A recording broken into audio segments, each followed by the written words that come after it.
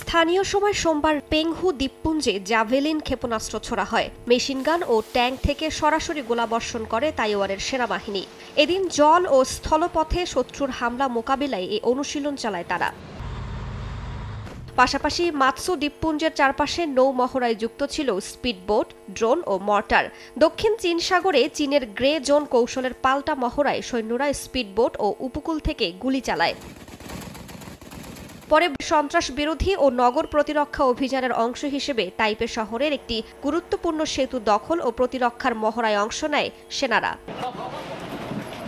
এর আগে 10 দিনব্যাপী 41তম এই মহড়ায় তাইপের পাতাল রেল নেটওয়ার্ক ব্যবহার করে চালানো হয় সেনা ও সরঞ্জাম পরিবহনের অনুশীলন। চীনের ক্রমবর্ধমান হুমকির মুখে উপকূলীয় প্রতিরক্ষা, দ্বীপের সুরক্ষা ও সন্ত্রাস বিরোধী অভিযানের সমন্বয়ে এবারের মহড়া আগের যে কোনো সময়ের চেয়ে বড় বলে মনে করছেন বিশ্লেষকরা।